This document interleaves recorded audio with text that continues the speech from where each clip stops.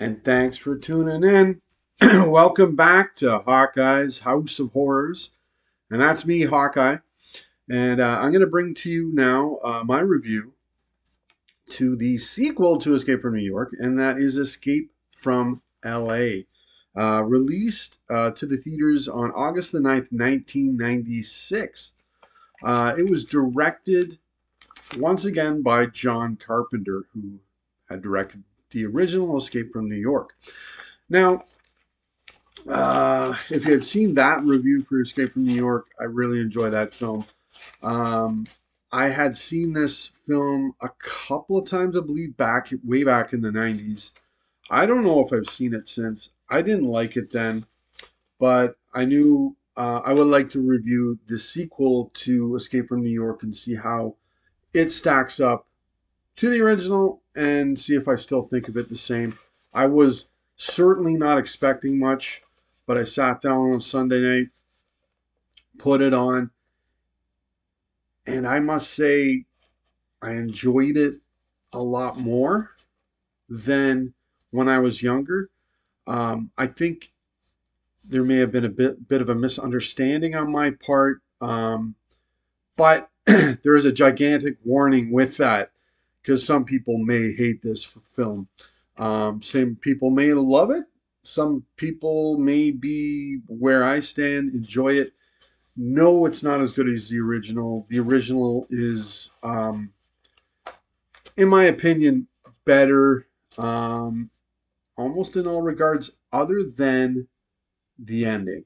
I think this film has a better ending than the original, and I thought the original had an amazing ending. So I'm going to get into it, give my review of that film here. Now, it was written by John Carpenter, Deborah Hill, who is also a producer of this, had worked with Carpenter many times in the past, and Kurt Russell, who returns as Snake Plissken. In fact, as I read, he came up and wrote the ending that I love. He's the one that came up with that, so that's awesome. And this is Kurt Russell's only writing credit he's ever had up to date um, for his career. Now, this film had a budget of $50 million.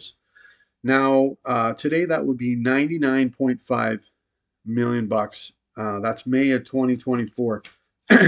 Now, I was saying in my last review, um, and I must add that was recorded a month and a half ago, by the way, too. But I was saying I was thinking that Carpenter won't actually get into big budget. Personally, I think this is big budget. He's gotten into big budget here. That's almost 100 million bucks today. I'd say that's big budget for sure for me, anyways. Now the returns on the film weren't so good. It made a return of 42.3 million. And today that would be 84.2 million bucks. So it didn't make back the money that it put out. I must pause. Now, in addition, I may ask, why is that? Why did this film not perform? Like the first one made 4 times its budget. Now, I mean, the budget is different this time, but how come it wasn't able to perform much better than it did? One thing I wonder though is it is a sequel to a film that is now 15 years old. So I don't know, maybe people weren't clamoring to see a sequel to Escape from New York, perhaps. I'm not sure. Now, I'm going to get into the story of the film. And I must say, though, this film has gained quite a cult following as well, which is interesting, just like the original. Now, I'll get into the story and the acting. Yeah, and take it from there. And again, like Escape from New York, this movie has a good premise. It's maybe a little bit more to the premise than the original, but we start off it's now 1998, which is 1 year after Escape from New York. I find it interesting. It was made in 1996, so maybe, they can still say, hey, that's still going to happen in 1 year. I don't know. But now by 1998, Los Angeles is now being ravaged with crime and immorality. So the United States police force has been created. Um, and in addition, the newly elected president is allowed to have a lifetime as president. It's That has totally changed. Now, the president in this film, it's not played by Donald Pleasant. By this point, he had passed away. Um, it would have been interesting if they got Donald Pleasance back in there and played this role. That would have been very interesting. But unfortunately, he had passed away. But it is played by Cliff Robertson. And I must say, in this film, he plays one of the more effective roles in the film. He's very good in his performance, I believe. Believe this president is scarier. We get more into who he is, uh, what his ideas are, what his beliefs are, than we did in the original film. But you will find this president is really going for world domination here. He's going for it. Really scary stuff. Now, to go further in the story, on August the 23rd, 2000, there is a 9.6 earthquake that shatters LA. Now, LA is, after this all takes place, is now on an island of its own, and it is no longer part of the United States. It is now a deportation site for those who are undesirable within the United States. So if you commit a moral crime, you may be deported to this island to, you know, be away from the United States. What is crazy, you see this at the beginning of the film, I think if you admit your sin um, and your moral crime, you can be electrocuted. Wow, what a way to go out. Like, pretty scary stuff. But it's handled in a almost in a campy way though. So it's not the film in total, Escape from LA, is not as scary or as surreal. It's not really surreal at all, almost. It plays almost a more campy tone to me, Escape from LA.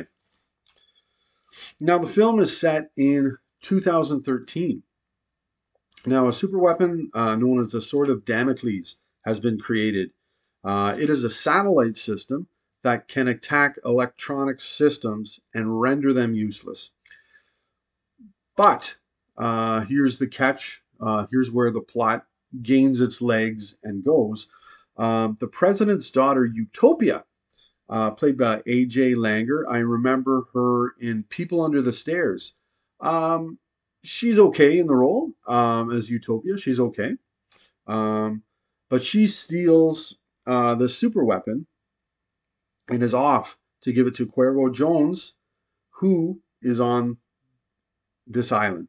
Um, it is played by Georges Correfes. I believe he's French. That's why I'm trying to pronounce his name correctly there. Um, but so now Snake Plissken. This is kind of like starting to seem familiar. He's brought in now, fitted in leather. Uh, and I added, I think, if I remember correctly, the 90s were kind of, there was a bit of leather going on in the 90s, if I remember correctly. Um, but his task given to him by the president is to get the device, kill the president's daughter, and, come back with the device, and you will be pardoned of your moral crimes that you have committed. Uh, this should sound very familiar. And oh, yes, they have pumped this virus inside of Snake, and he has 9.5 hours to live before he dies. But of course, they have the antidote. If he brings that stuff back, brings the device back, they will get it inside his body and he will be saved. So that's the story. So he's off to LA to complete this task. Now, this film does have a pretty good cast, just like the original Escape from New York. This film also stars Steve Buscemi as Mapped to the Stars Eddie. Um, I actually really like this character. Of course, in this film, Snake Plissken, he's the man, he's the best character. But this, to me, this guy might take second place. He's got like all of these characters kind of have not, I don't know, they have bits of characters from the Escape from New York. So to me, he's got a bit of Cabby and a bit of Brain in his character. But I like his character, and I think Buscemi does a very good job in making him memorable for me.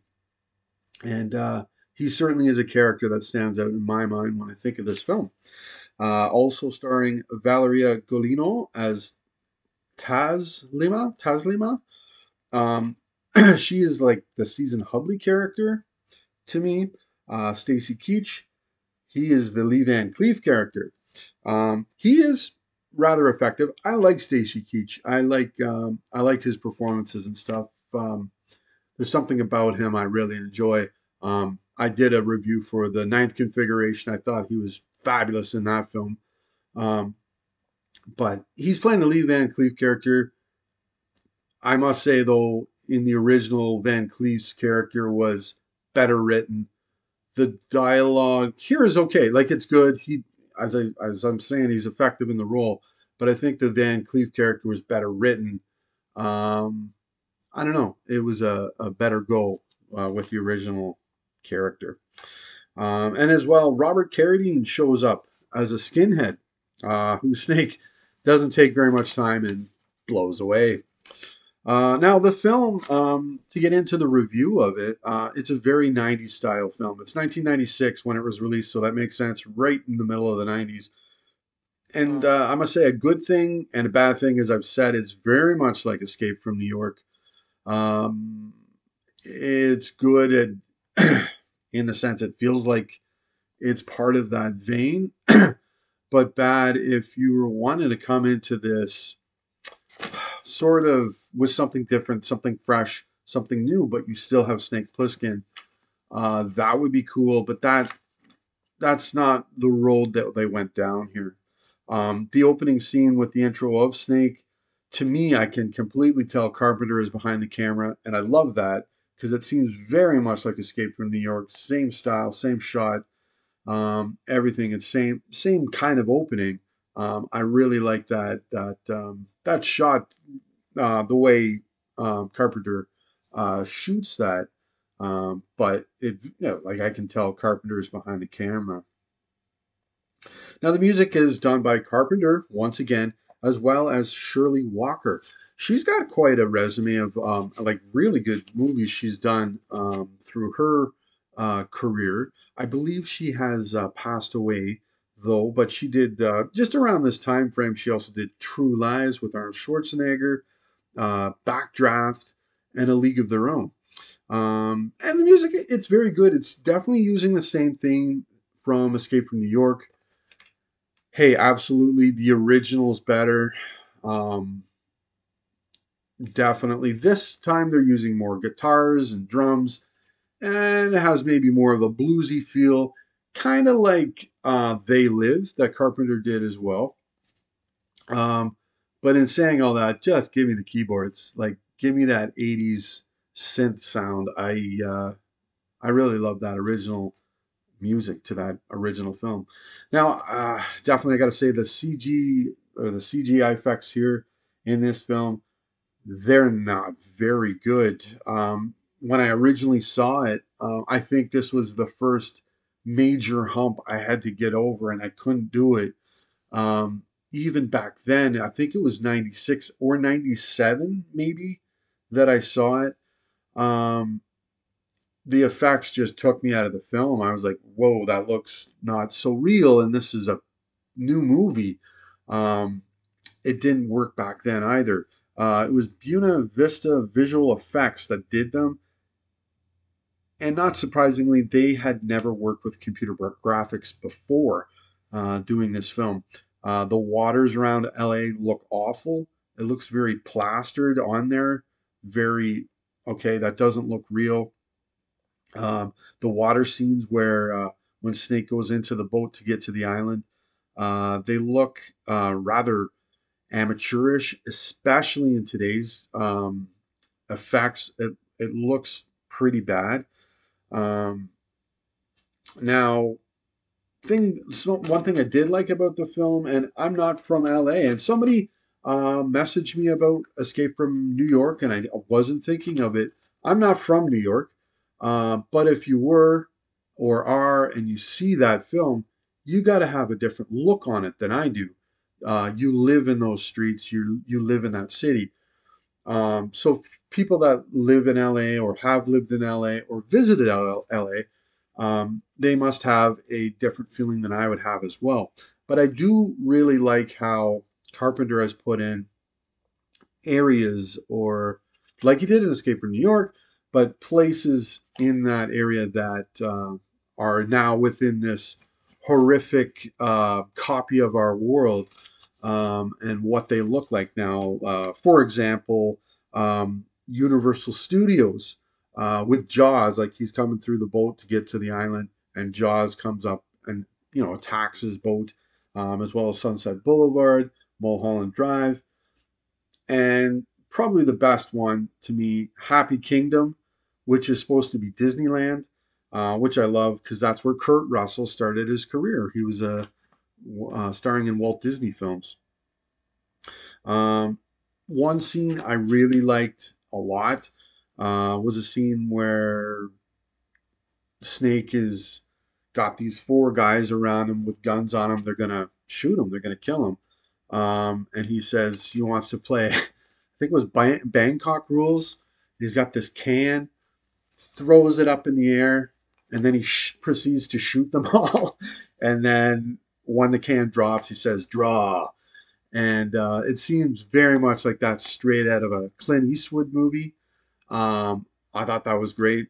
Um, very well done. What this film does do, and definitely Escape from New York did this as well for sure, but here it really goes down some odd or weird paths that I'm not expecting as a viewer. Um, when I sit down and watch a film, usually unless I don't know, usually right, especially now that I'm reviewing films, and if it's a new film I haven't seen, I try and let the film do its thing. I try not to get ahead of the film because that can, man, that can hurt the film. And it can also hurt you as a viewer if they don't go down that path. Um, Sometimes, but this film does that. Goes down some unexpected paths, and I must say, I think the first time I saw it, it hurt the film big time. Here it doesn't. I'm letting it go. I came into this not expecting this to be as good as Escape from New York. I'm expecting this to be a John Carpenter film, so it's got a good chance to be good. Absolutely. But for example, Bruce Campbell, love him. Evil Dead. Uh, that's awesome. They got Bruce Campbell in this film. He plays the Surgeon General of Beverly Hills, and he's like taking body parts off of people, and stuff like that. And he's got Snake Plissken there, and he wants his eye because he's got these beautiful blue eyes. Um, as well, it was uh, it was touch and go with this one, but Snake shooting basketball to get out of Cuervo Jones's clutches. It also showed to me the Toronto Raptors may want to sign Snake Plissken next year to put on the team. The way that man can shoot, pretty darn good. Um, Pam Grier shows up, which is also very cool, excellent. But she's a trans woman, um, with a very male voice. But her and Snake have a past, so it's kind of got that brain thing too going on with her character. but it may be uh, Brain and was it Maggie? Maybe both of them. Um, and then this one really ruined it for me the first time I saw it. But Snake riding that huge ass wave with Peter Fonda, excellent, through LA. That was like way out of like left field and some ball diamond on the moon of on one of the moons of Saturn or something. That was just what the hell is going on here?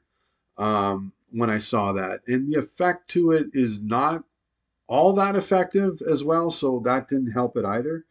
Um, but anyways, this is though when I was able to say and feel, and that's the way I still feel.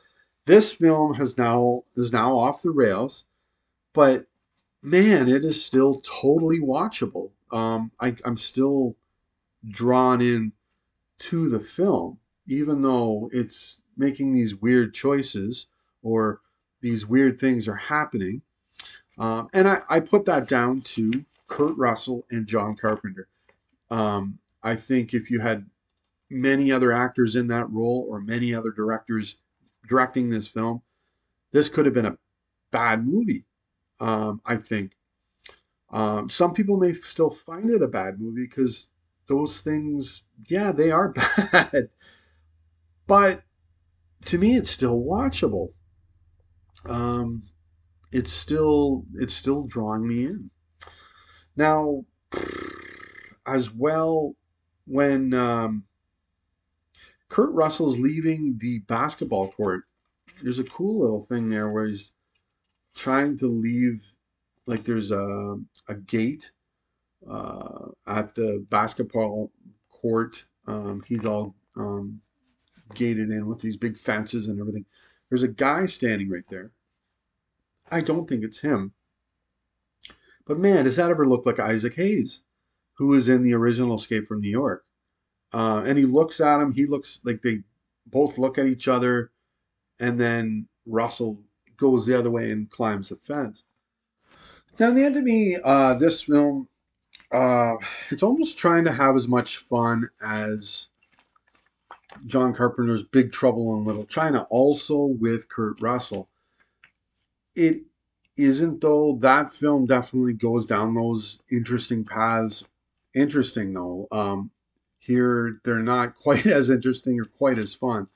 But it seems to maybe try and do that same thing. And I mean, Carpenter made a lot of films like that that are fun, but it's not quite as fun, in my opinion. That's the one that I pulled out of his uh, group of films, because Russell was in it as well. But it's not quite as fun as that film. Now, as I said, I do love the ending of this film, where Snake shuts the world completely down of its electronics, um, and then he lights a smoke, which is hilarious. Which is like straight out of Assault on Precinct 13. I think he even stole that line from it, like "Gotta smoke." Hilarious. It to me it outdoes the original ending. Um, Now, just to get into the backstory of the film as well, started way back in the mid 80s. They were looking to make a sequel to Escape from New York. And Coleman Luck, who I looked him up, and he wrote a number of shows for The Equalizer back in the 80s, around this very time, was given a chance to write a screenplay. Carpenter, interestingly enough, called it too light and campy, which in my opinion and compared to the original, this one is much lighter and much campier than Escape from New York. So I don't know how much more campy that screenplay was. It must have been something else. um, but then Carpenter, Hill, Russell, they got together and wrote a script, and really it was Russell's persistence and his love for the character of Snake Plissken that made this a possibility in writing the screenplay. And Carpenter said the film was fun to make, which is great because there's some he didn't have fun making. I think I've got it over my shoulder here somewhere. Memoirs of the Invisible Man with Chevy Chase, supposedly. I don't think he had fun making that one. Um, but that's good that he had fun making it. And you can kind of tell that they were having fun on set, it looked like. And interesting to note, too, at the beginning of the film, Russell is actually wearing the same costume he wore in Escape from New York, and it still fit 15 years later. So that's good for him. And then as well, Tony Hawk and Chris Miller, who are skateboarders. I know Tony Hawk from I'm not really into skateboarding, but I remember the video game. They were stunt doubles for the crazy surfing scene with Fonda and Russell. And one thing that I found really cool is, in fact, Goldie Hawn was actually supposed to play Utopia in this film. And when I thought of that, I looked up everybody's ages and everything because in this film, Utopia almost seems like the president's granddaughter. There is actually 51 years difference between the two of them, while with Goldie Hawn and Cliff Robertson, there's a 22-year difference.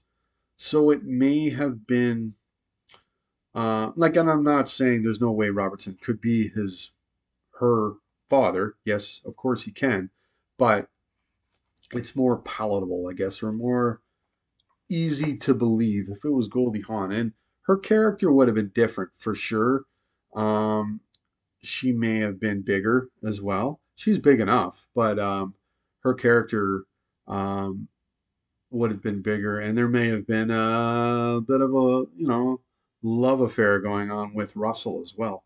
That would have been interesting to see, but she had a sickness at the time, so unfortunately, she was unable to make this film because I don't believe Hahn and Carpenter ever did a film together either. Um, Interesting to notice too, Carpenter says he thinks Escape from LA is better than Escape from New York. He thinks it's better. Um, I would say it's not as dark. It's even perhaps more uplifting as well. But That's okay. But I disagree with them. I think Escape from New York is definitely the better of the two. They were, or Carpenter at least talked about it, that they were thinking of doing a third film, something along the lines of Escape from Earth, um, where Snake's now going to escape Earth and going to be something in space, which usually in films is a disaster. But you never know. It would have been Carpenter Russell again. So, but due to the box office returns on this film, that never happened. So, but anyways, I did go out and I bought the film, um, and I watched it, and I think I'm going to keep it. Um, Definitely, if I want to watch an escape movie, 9 times out of 10, it's going to be Escape from New York. But there'll be a time now, maybe, where it's like, hey, maybe I'll watch some Escape from LA and like see how that goes, you know? Uh, so, whew, it's tough. I recommend it, but there's a big time warning with it because, sorry, some of you guys and ladies, you might not like it. But anyways, that was fun. Had a blast. I'm glad I could bring that to you. Escape from LA by John Carpenter. So yeah, next up, I'm gonna do another review from 1981, science fiction fantasy. Can't wait. But anyways, have an excellent day and woo, have a good one.